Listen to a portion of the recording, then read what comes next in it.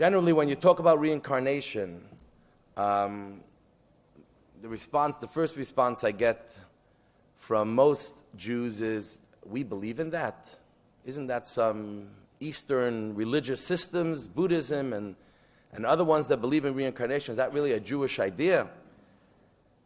And those with a little bit of knowledge will add an argument. Don't we believe in the process after someone passes away of Gehinnom, of purgatory, and then Gan Eden, of paradise, heaven, and then there's a future reward system, Olam Haba, where Mashiach will come, the world to come, meaning once the soul finishes their life here on earth, if we believe in the soul, which we all do, then it moves on. What's the idea of reincarnation? What are we coming back to the world for?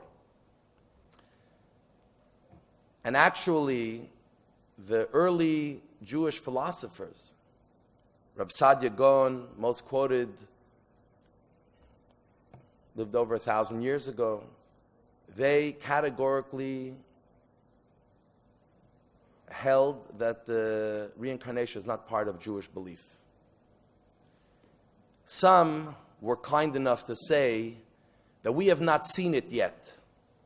And if someone proves to us that it's written in the Torah somewhere, then we will accept it. But as of now, we don't see reincarnation within Judaism. Many things are not written clearly in the Torah, but they are in the Medrash, they are in other parts of the oral Torah. But reincarnation, the real source of reincarnation explicitly spelled out, is in the Kabbalah. And the Kabbalah was not accessible to most people, even some of the greatest scholars, until 1,000 years ago.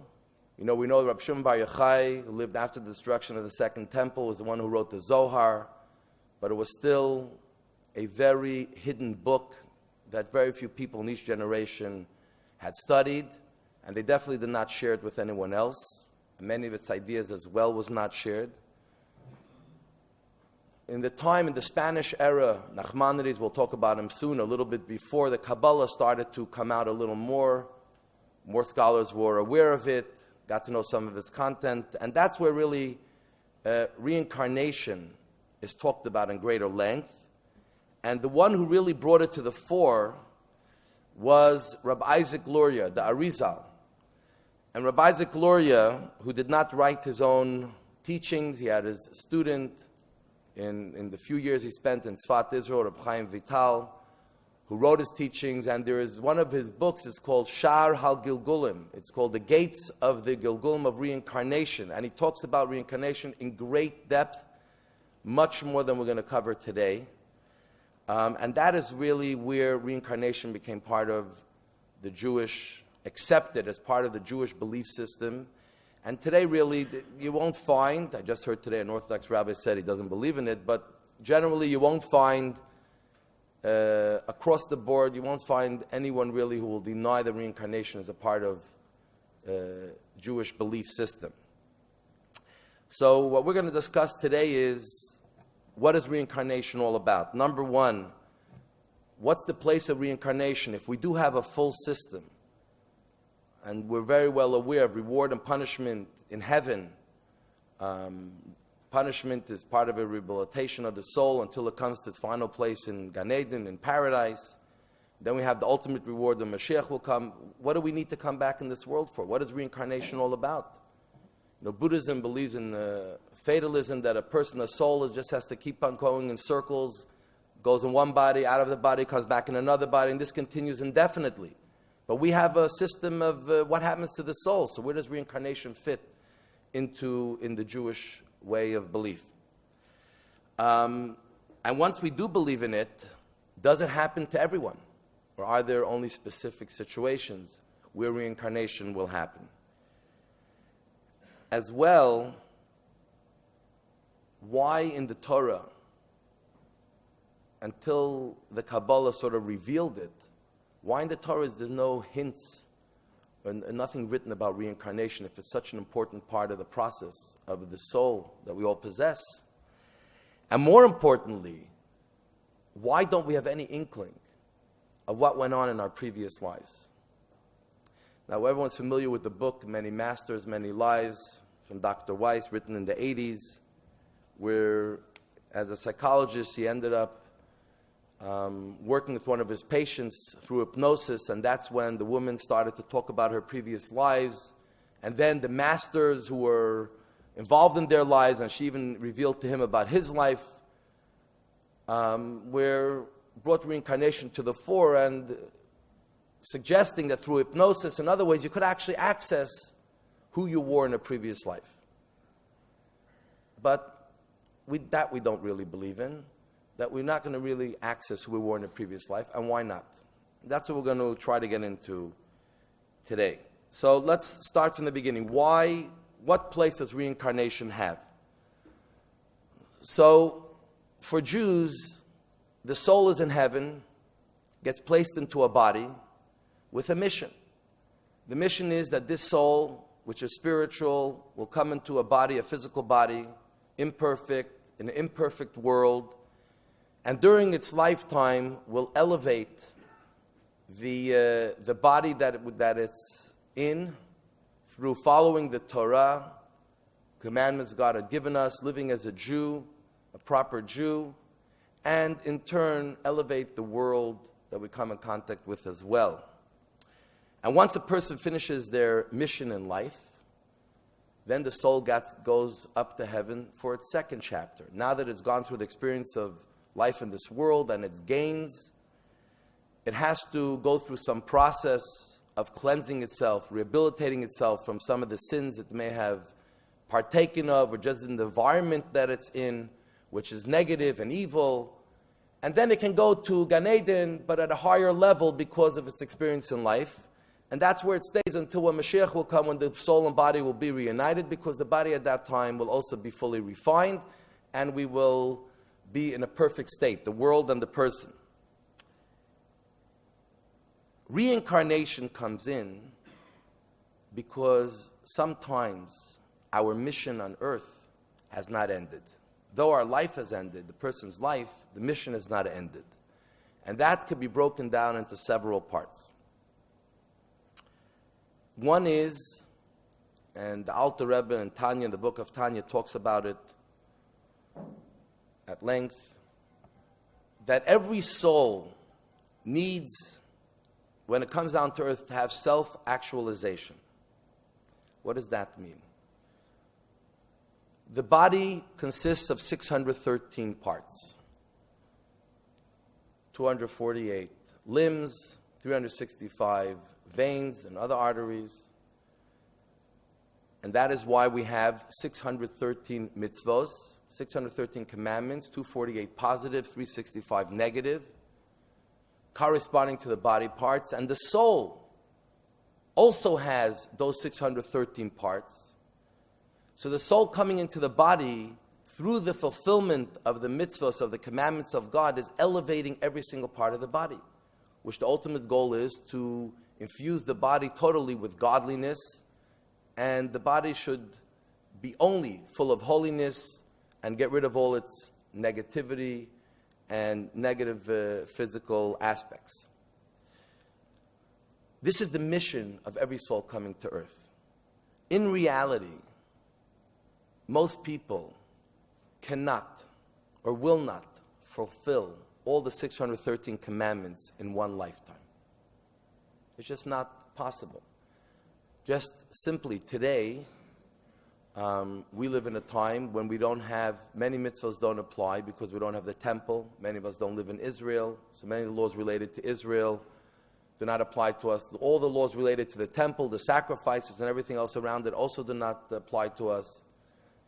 Not everyone is a Kohen, so the laws related to a Kohen or a Levi, a Levite, etc., etc. So the many laws don't apply, even in the best of scenarios. But to live and do all the mitzvahs fully, it's almost impossible to do it in one lifetime. And for that reason, the soul has to come down to earth again and again until it fulfills all of the 613 commandments. Once the soul is fulfilled of 613 commandments, then it's finished its mission on earth fully. Certain mitzvahs we don't have to do because no matter how many reincarnations we have, there are very few of us who will be kings. There are many mitzvahs related to being a king of the Jewish people, or the Kohen Gadol, the high priest. So certain general mitzvahs, the ones who are filled that position do it on behalf of all the Jews, all souls. But the majority, we all have to fulfill, and for that we have to come down on earth again and again. And the sample, the parable brought down by some of the early writers of reincarnation is like someone who plants a vineyard. And the grapes that come out are so-so. Some are good, some are not so good. It wasn't so successful. So what do? They uproot the vineyard and they try it in another soil. And then if it's not so successful, they try it again until they get it. It gives out its full potential. And this is what happens in life. We live a lifetime. We didn't finish the mitzvahs. We're brought down again. The soul's put down in another body to continue doing the mitzvahs and come to self-actualization. It's interesting. A lot of reincarnation stories you read about is everyone was a prince or a princess or some very fairy tale type of romanticized person in their previous life. But Judaism doesn't buy into that, obviously, because it's part of a mission of living life. And sometimes there's a mitzvah to receive money.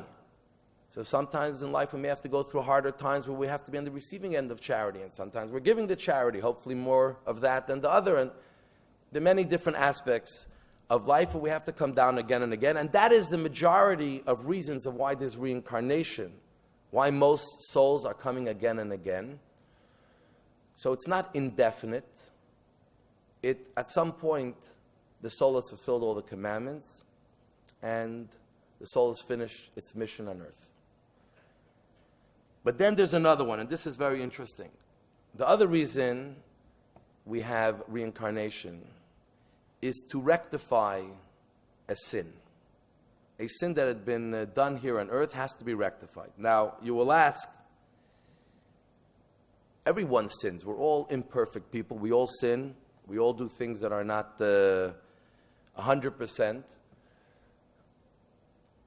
But that's what God made the system of punishment in heaven, or the rehabilitation, we'll call it, because that's what Judaism really believes. There's no eternal punishment. The rehabilitation of the soul for its going off the track and coming back to its pure state, this is what the process of the judgment in heaven, the process of Gehinnom, purgatory, etc., this is all to rectify the sins. So for what reason do you have to come back down on earth? So there are two categories, two reasons why, what kind of a sin or what kind of a situation will bring you back to earth. One is, God will forgive us in heaven, rehabilitate us for things that happened between us and God. So many of the commandments are related to a spiritual development. Shabbos, tefillin, holidays, kosher. This is an individual relationship that you have with God that you have to do to be able to get close to God and fulfill His commands. But many of the commands that God has given us are about human relations between two people. Don't steal, don't kill, don't be dishonest, help other people, etc., etc. And for those commandments, just like on Yom Kippur, when we stand before God and we pray for God to forgive us, the sins that are between us and God, the shortcomings that we have in life that affect our relationship with God directly, Yom Kippur handles. The tshuva we do on Yom Kippur is perfect, brings us back in sync with God. But the sins, the things that happen in the human relation to one and another, it's not enough to just stand before God. We have to ask forgiveness. Before Yom Kippur, we're supposed to ask people, if I hurt you, forgive me. If we know specifically that we had something with someone, we ask them for forgiveness. It's not enough just to stand before God. So too, after the soul lives its life on earth, if there was a human interaction, certain human interactions, where something fatalistic or something happened that was unjust, sometimes you have to come back down to earth to play out the scene again. So very often all the characters will come back to earth that were involved in that scene to play out the scene again. And then there's rectification in this world. Then the soul can go back to heaven, and if it's finished his journey, fine. If not, he'll continue on his journey of doing all the mitzvahs. And when the Baal Shem Tov, who really took the idea of reincarnation and spoke about it more from the time of Rabbi Isaac Luria, about 500 years ago, the Baal Shem Tov, 300 years ago, took it to the next level where he started to relate to people openly about some of the people, about what their mission here is and what they're reincarnated for, and we'll talk some of the stories. His student, who became his successor, the Maggid Mizrich, when he first came as an adult, drawn to the Baal Shem Tov and his teachings, and he heard about reincarnation, he says, I don't get reincarnation. Explain it to me. What is it really? How does it play out in real life? So the Baal Shem Tov sent him to go to a particular place in the forest and said, just hang out there for some time and you'll figure it out. So he goes to the place in the forest, and he's a bunch of trees and a little brook, and he's sitting there on the side, and he notices a fellow, a traveler traveling, sees the brook, stops, takes a drink, ties his horse to the tree, and then lies down. He puts his bags down, wakes up an hour later, picks up his bags, takes the horse, starts riding, but he forgot his purse. His purse was left there. A little while later, another traveler goes by, sees the brook, takes a drink of water, sees a purse lying on the ground, says, great find in the forest. It doesn't belong to anybody, right? Jewish law says if you find something in a place where people live and there are many Jews there, you have to try to return it. But in the forest, who does it belong to? Takes the purse, puts it in his pocket, and moves on. A little while later, a third fellow passes by, stops, takes a drink by the brook. He's tired. He lays down. He goes to sleep.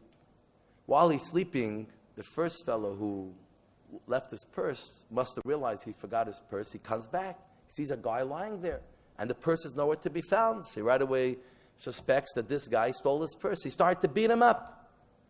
And then the guy says, it's not me. He says, I don't believe you. And he beats him up. He doesn't find the purse. He doesn't know where he hid it. He moves on. So the Maggid sees this unfolding before his eyes and like, what's going on? I mean, what does this have to do with reincarnation? This is just bad luck of the third guy who came by, and the first guy lost his purse. So he goes back to his Rebbe and he says, Rebbe, tell me what's going on. So Rebbe says, I'll tell you. In a previous life, these three people were involved in an incident. Person number one was involved in a dispute with person number two. And person number one owed person number two money, but he denied it. So they went in front of a judge, a bed in a Jewish court, which was person number three. And person number three judged wrongly. He gave the wrong judgment. He was a rabbi, but he misjudged. He gave the wrong judgment. So God said, I'm going to bring all of them back to earth. So person number two gets the money that belongs to him back. Person number one loses the money and person number three, who judged wrongly, gets retribution on earth. So now they're all rectified, and when they end their life, they can go further in their ascent in heaven.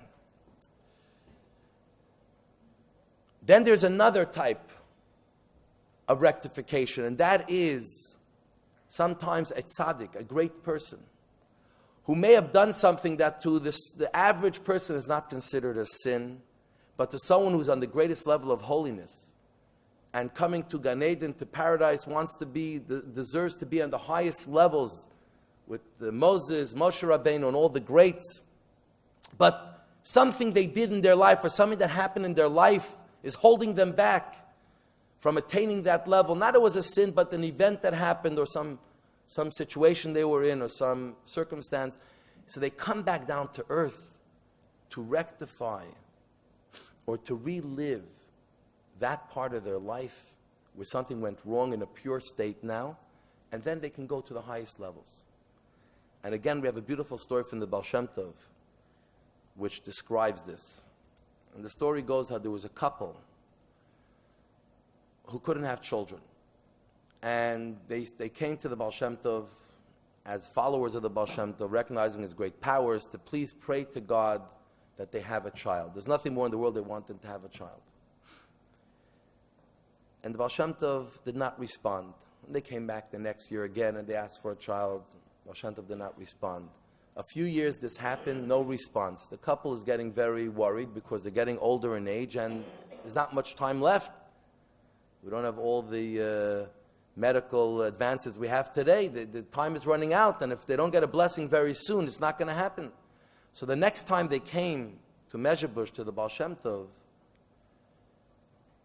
the woman, after asking the Baal Shem Tov for blessing, said, like, I can't help you. She said, I'm sorry, Rebbe, but I really want a child, and I'm not going to leave your room until you, with all your powers, bless me to have a child. So the Baal Shem Tov puts down his head, thinks for a moment, picks up his head, he says, okay, God willing, within a year, you will have a baby boy. They were elated, they were excited, they go home, they're preparing for a child because they believed that when the Rebbe gives a blessing, it happens, and within a year, they have a beautiful baby boy. And the parents, the whole world centers around this child, and the mother's with the child every moment. And then, at the second birthday of the child, the mother goes in the morning to wake up the child, to eat breakfast, to feed, and the child died. Their child, their most beloved child, they waited for so many years, is not around anymore. The mother is beside herself. Is this the blessing that we went to the Baal Shem Tov to get, to give us a child only to take him away after 2 years? We'd rather not have ever had a child than to have a child and witness death. And she carries the child with her, said, before I bury him, I have to find out from the Baal Shem Tov what is going on. How did he give us such a curse? And they storm to the next town where the Baal Shem Tov lives, demands an immediate meeting, and she starts crying for the Rebbe, Rebbe, this is not a blessing, this is a curse. So the Baal Shem Tov cries with her, says, I feel your pain. Let's do the burial, then come back, I'll tell you something. So they come back, and the Baal Shem Tov says, I want to tell you a story. And he says, many years ago, there was a king, a certain part of Asia, and this king had Jewish subjects, Muslim subjects, other subjects. And this king, though very successful, he couldn't have children. And the only thing in the world he wanted was to have a child, the heir to his kingdom, the next king. So his advisors told him that you got to ask the people in the kingdom to pray for you to have a child. Only God can help you. So people started to pray for a child, but it wasn't happening. So one of his anti-Semitic advisors says that it's the Jews. They don't want you to have a child. They don't like you. If you have no child, there's no future. It may be better for them. So you got to really pressure the Jews. So the king made a decree, a harsh decree, pressing the Jews that they must pray. It's their fault. And actually he said if they don't have a child don't get pregnant within a few months, they are all going to be expelled from the kingdom. Now the Jews had nowhere to go. They weren't welcome anywhere around that kingdom. So they really started to pray and pray and pray. And thank God his wife got pregnant. But that didn't change the situation. He still was very oppressive to the Jews because his advisor said it's not the Jews, it's others whose prayers work. Anyways, the child was born, and very quickly they saw that this child was a child prodigy. At a few months, he was already speaking. By 2 years old, they had put him into a proper class. But within 2 years, he outgrew all of his teachers. So they had to look for the best. And they put out the search committee for the best teachers, and they found some teacher who they brought in to teach the child from one of the religions over there. Anyways, the child took to the teacher very much, and every waking moment he was near the teacher because he wanted to learn. He really connected. The teacher was very brilliant and was teaching the child and was teaching about life. But one thing the teacher asked when he was hired from the king that he needs 2 hours every morning for himself. He's giving his whole life to the child, but he needs some private time. And the king said, sure, I grant it to you. So 2 hours every day, the teacher disappeared.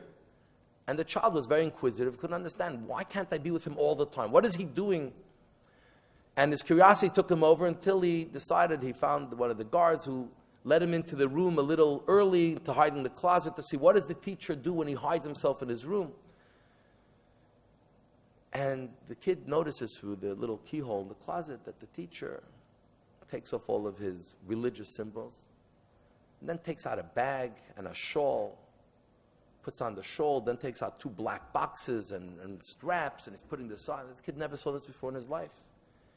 And he's like breathing heavy, like it's like his curiosity is growing in him, and the teacher hears this breathing, so he opens up the closet, he says, and he's shocked, "What are you doing here?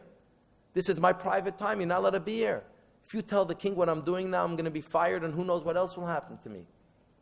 So the kid said, "I'm not going to tell my father anything, just tell me, what are you doing? Who are you?"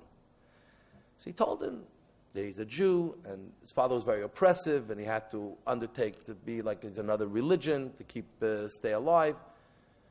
And he started to tell him a little bit about himself. And the child was very curious. "Tell me more about Judaism. What is it to be a Jew? What do you believe in?" And before long, their classes were all about Judaism. Till the point that the child, yet young, told this fellow, "I want to be a Jew." So the teacher says, "Oh, you fell off your rocker? What's going on over here? I mean, you're the next king. You're going to give it up to be a Jew? Your father hears about this, he's going to execute you. Definitely me." So the child says, "I don't care. I just want to be a Jew. You have to help me."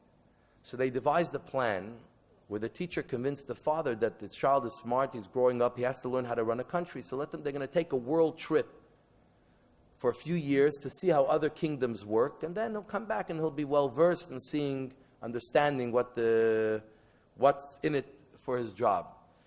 And the king bought into it, gave them money. They left the kingdom, and he took them to a Jewish center. He placed him with some rabbis he knew. He gave them over. He says, "Convert the child." And this young child became a Jew and became a great, great scholar and a tzaddik and a great person. He lived a full life. He passed away from this world. He comes into heaven. All of a sudden, the red carpet's laid out. All the heavenly gates are open for this fellow. Look at a person who left being a king to become a Jew, and who's such a pure soul. To the highest levels of heaven he's going to go. But then, all of a sudden, they said, "But we can't, because he was born to a Gentile mother. He nursed and he ate everything that she ate for those years, which includes non-kosher, so his soul has some negative things to it." Not that this is a sin. There's no sin involved in this, but someone on such a lofty level, it's a little bit of a blemish. So they decided in heaven they're going to send this soul back down to earth to live out the first 2 years of his life on earth to a Jewish parents who are observant, who will bring him up fully as a Jew, only kosher, etc. And then they'll take his soul back and he'll go into the highest places in heaven. And this was the child that you were blessed with. So these are sometimes the stories of reincarnation of special people. Sometimes you see there was a tragic story in Canada, a shliach who lost their 6-year-old daughter in a terrible drowning accident.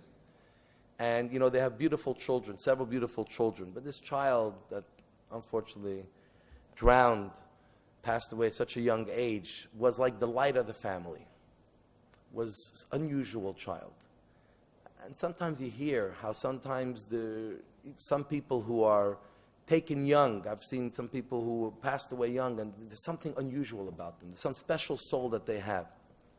And perhaps sometimes reincarnation plays a role in why they had to come back down to earth. And there are many other stories, I don't want to get into them, but reincarnation helps us sometimes see things in a little bit of different light.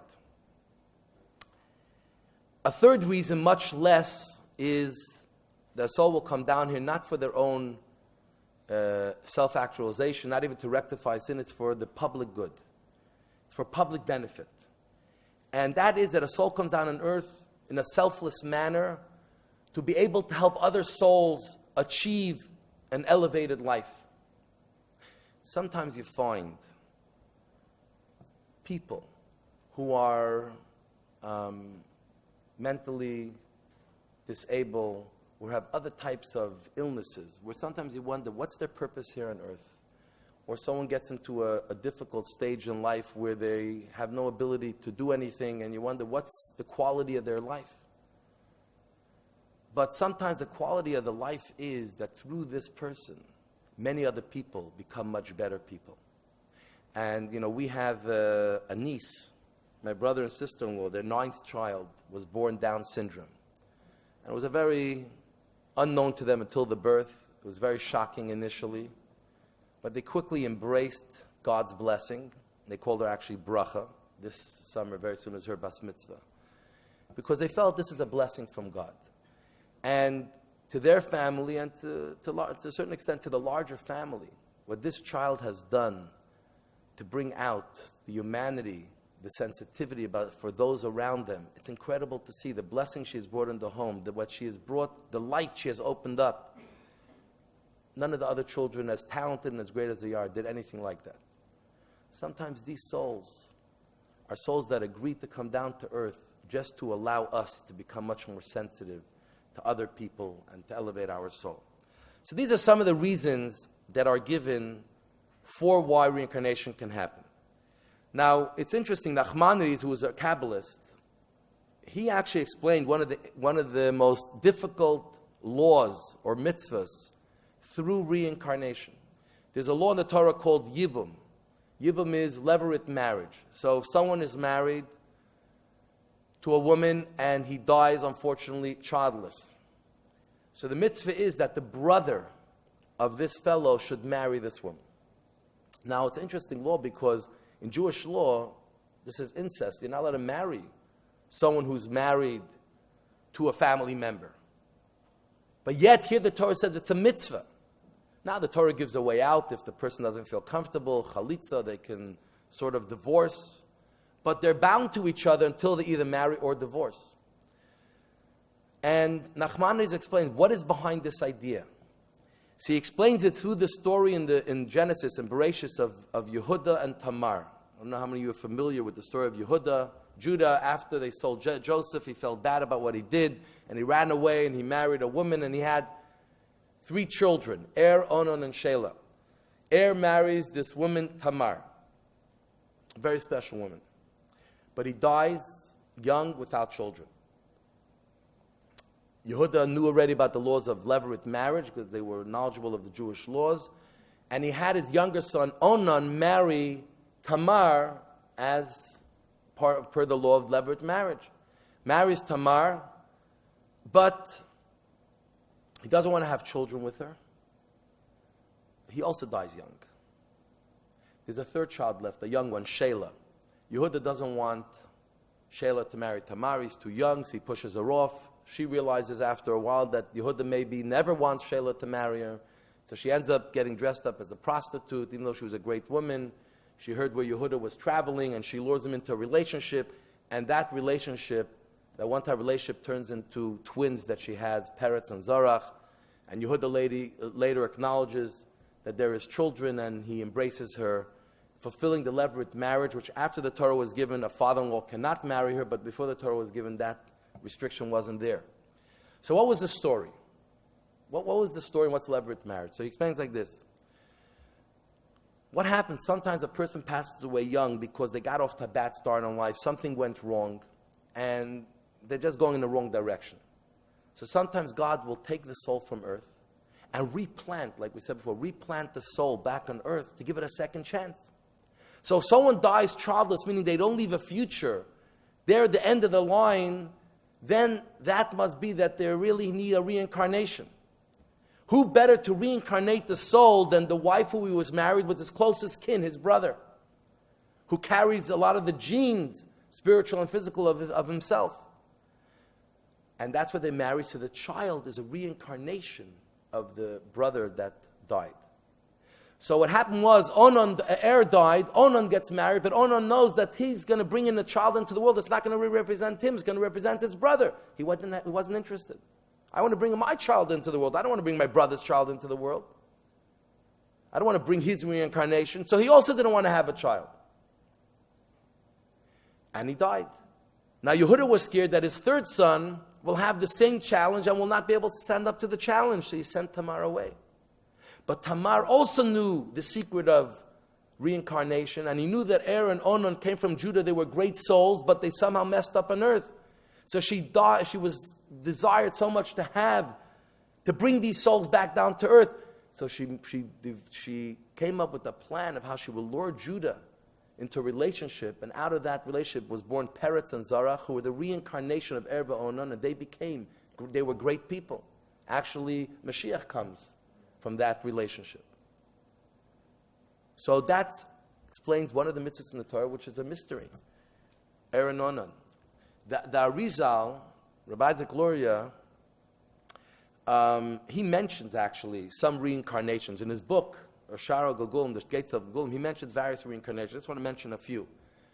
So one of the stories in the Torah is Shechem and Dinah. So Jacob is traveling back home. He stops off in an area, and Dinah goes out, and Shechem, who is the son of the appointed by himself, the appointed king or ruler of the area, rapes Dinah.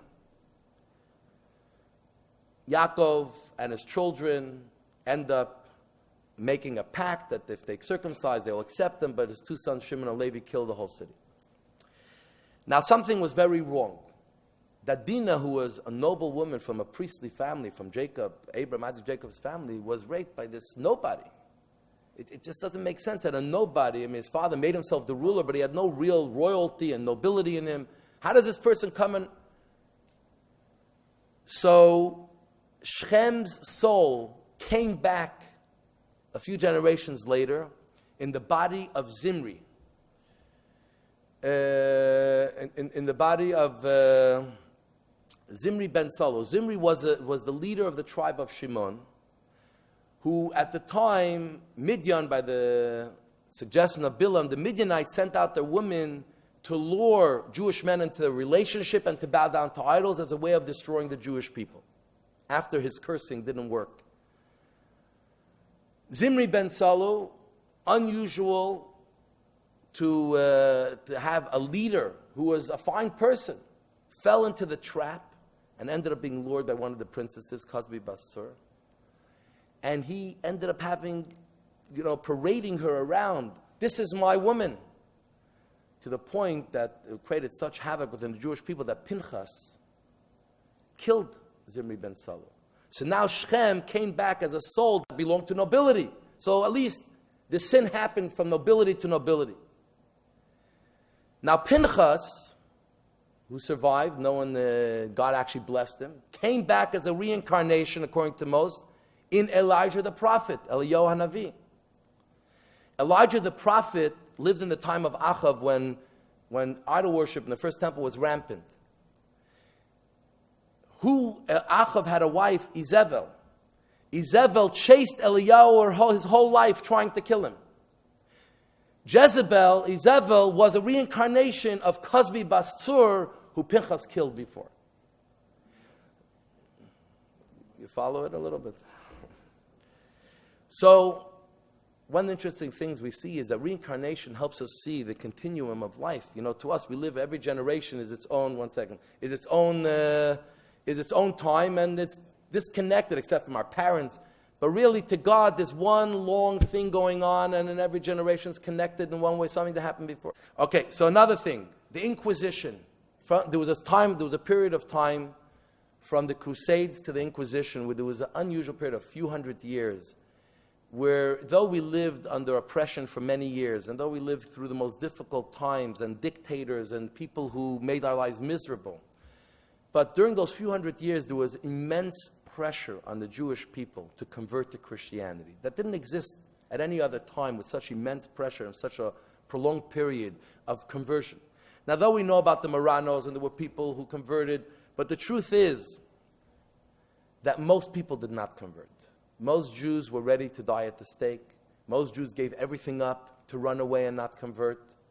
Most Jews lived through the greatest hardships because they didn't convert in the time when the Crusades started, and then through several hundred years in Spanish Jewry. So the question is, why did they have such tremendous pressure for conversion at that time? And he explains that they were a reincarnation, those generations were a reincarnation of the time of Achav, that we mentioned before, in the first temple. There was a period of time we had the temple, the Jews were religious, but somehow idol worship crept into Jewish life till most Jewish people, there were save a few thousand that did not worship idols. So we were religious, we kept Shabbos, and we worshipped idols. And idol worship is one of the worst sins. You can't just in heaven rectify it. You have to die for instead of rather than not worship idols. And that needed rectification on earth. So God brought back all those souls who chose to worship idols in the time of the temple, though they had the temple with all the glory and the presence of God. So they would be able to make the choice again. Do they still want to worship idols, or would they rather choose God? Most souls chose God. That's how they rectified that sin that happened at that time. Someone once asked the Rebbe, does that mean that we can justify the Holocaust as a part of reincarnation? And the Rebbe said that the Holocaust is something that we can never understand the answers, because the scope of the murder and the way they murdered and children, etc. It's beyond understanding, and Mashiach will come, maybe we'll understand, but we know it came from God, but we shouldn't just write it off as part of reincarnation.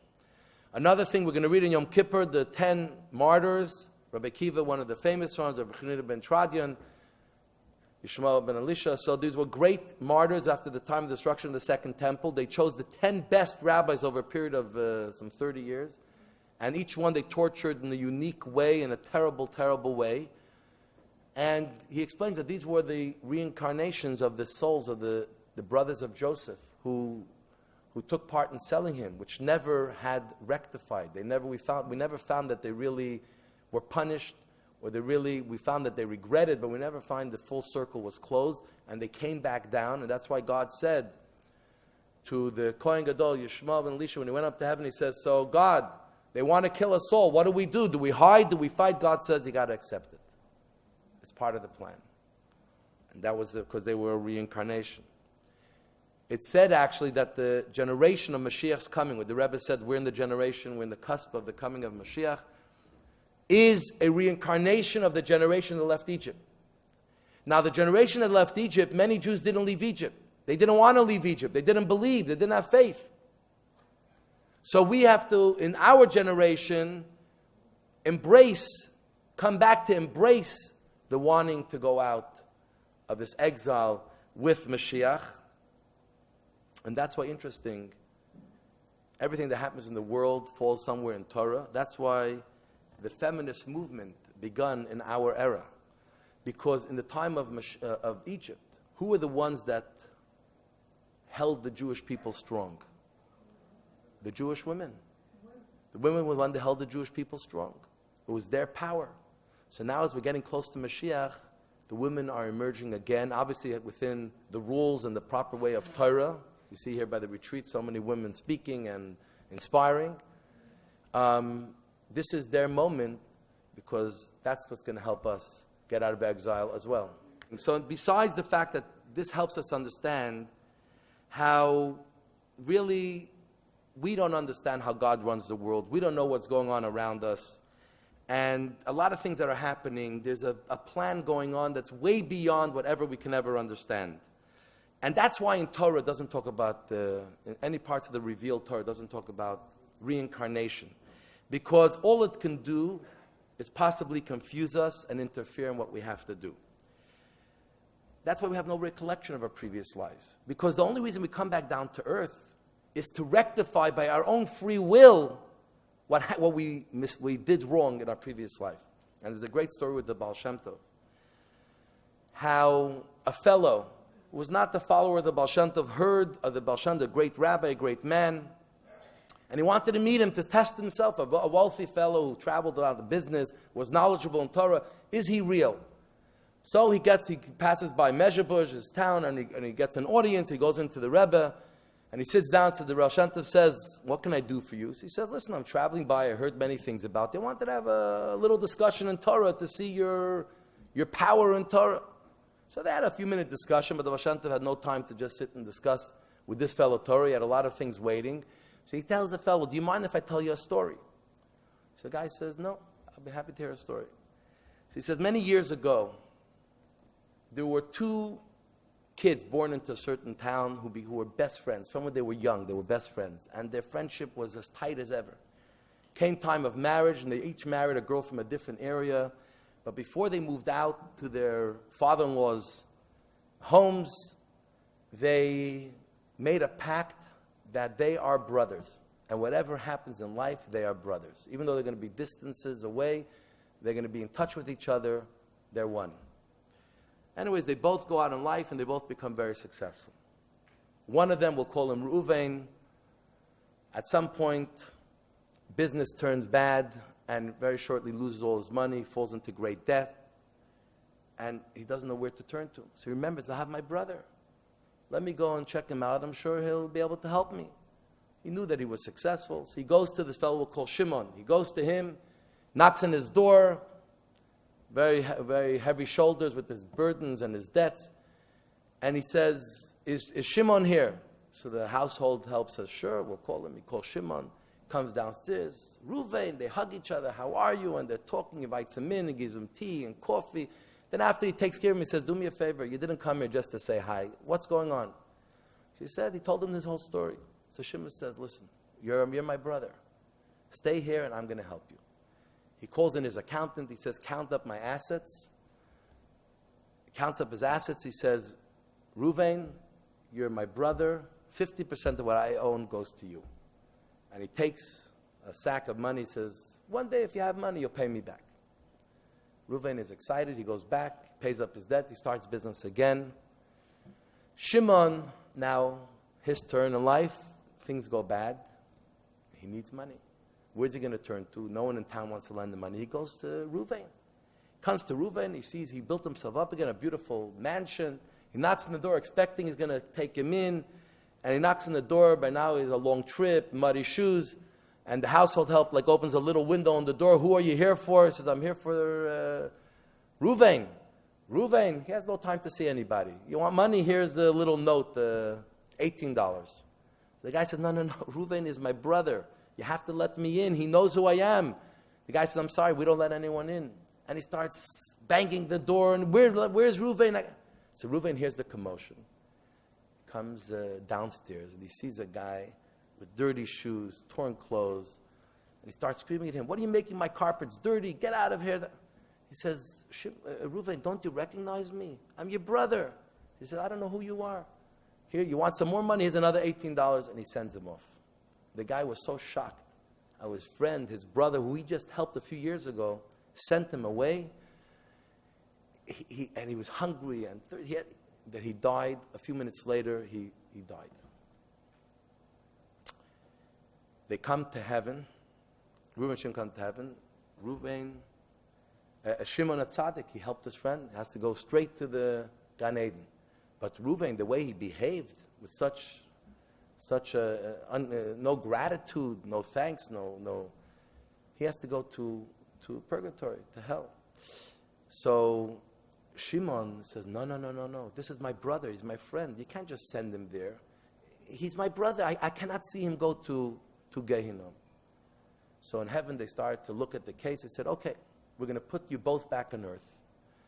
Reuven will have money. Shimon will be poor. And he'll have another chance to try to give him charity. So Reuven is born wealthy, very successful. Shimon, a poor person, knocks on Reuven's door. Obviously, they know nothing about this. And he knocks on his door, and he wants to come in, and the owner, and he makes a commotion. I want the owner, I need to have some money, I need to have some food. And the owner comes out, and he's so upset at him. Again, he's dirtying his floors, and he smells, and he gives him a piece of old rotten fish, and he says, get out of here, take the fish and get out of here. He ate the fish, and before long, not even 100 steps from the house, he dropped and he died. As the Baal Shem Tov was finishing the story, this fellow sitting on the other side, his face becomes white. He says, Rebbe, that happened to me. Just before my business trip, that's exactly what happened to me. The guy died 100 feet. Is that me? Hashem says, that's you. This was the purpose you were here on earth. So he says, does that mean I'm doomed? I failed and my soul will never have rectification? So the Baal Shem Tov told him that there's still a chance, and that's why God brought you here. If you go back, find the family of this poor person, and give them all your money, and you live poor the rest of your life, then your soul will be rectified. And that's why he came back here on earth. Now, if they would have had recollection, he wouldn't be able to rectify his act because he would know exactly what's going on. So we have no recollection of our previous lives because we have to live our life not knowing anything previously what happened, but do the right thing. That's true rectification. Exactly. So that you need free choice. Now, that does not mean that a person, there's nothing remaining from a previous life.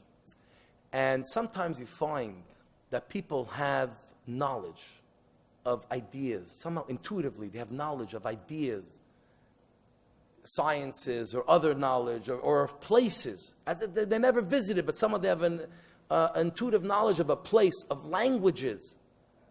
Sometimes you have those things because they were part of a previous life. It's deeply embedded within you, but you can't really access it. It's just there. A little bit of it is there. It may help you in your mission or may not. But we are not able to really access what we are. And we don't look to access. We look as Jews to do in our lifetime what we have to do. Now, the question, this also, by the way, helps us understand a little bit why the age-old question, why bad things happen to good people. And we wonder why someone is so great and they suffer, why someone is so wicked and they prosper. The age-old question. But if a reincarnation helps us understand a little bit, not always, because we don't know all the answers, but very often it can play a role that something's happening in this lifetime to rectify a previous lifetime. Even infertility sometimes. After someone tries and can't have children, they already did that part of their mission. Now they have to concentrate on other parts of the mission. Maybe that's sometimes why it may happen. Now, if we believe in reincarnation, we do believe in reincarnation, and a person comes out many times by the resurrection of the dead, who is going to come back? Which body? Which body comes back? So I'll tell you, because the soul is spiritual, what happens is every one of us in our lifetime elevates a different element of the soul. The soul is not like a person, you can't cut it up into pieces. The soul is not spiritual, doesn't have space and time. So therefore, every lifetime, the part of the soul that you elevated in your lifetime, that is going to come back to your body. So many bodies will share one soul. But every one of us in our lifetime did something. And how do you know what it is that your main mission, your main goal is, or what you have to fix in your life that you have to emphasize? And the two ways of knowing. Number one is, sometimes our biggest challenges, especially in Jewish things, the things that are most difficult for us, that's very often a sign that this is the area you should concentrate on. The area where you have the greatest obstacles and challenges is God telling you, pay attention, you overcome this, you have now fulfilled the mission in your life that you had to fulfill for your soul coming back to this earth. So very often we run away from the difficulties, we want to do the easy, but not necessarily. God gives us the strength to overcome our difficulties, but that's sort of the pointer of what it is that we have to fix in our life. And there's a concept in Talmud called B'meha v'zar tzvei. We were supposed to do all the mitzvahs, but every one of us has a mitzvah that we take much more to heart, that's much more important to us. Whether to someone it's Shabbos, whether the people who know them Lava Malka, the meal after Shabbos, or prayer, or charity. We live in a time when charity is tremendously emphasized. So everyone has a mitzvah. As personalities also, we may have many facets, but we always have one or two things that stand out to everyone. So every one of us has one or two mitzvahs that we gravitate to, or that we undertake more, and that very often is our mission in this world as well, of what we're trying to fix in our life, or to give our souls that fulfills that part of the mission here in life. Click subscribe to see more exclusive content for the most sought-after Jewish speakers, teachers, and thinkers.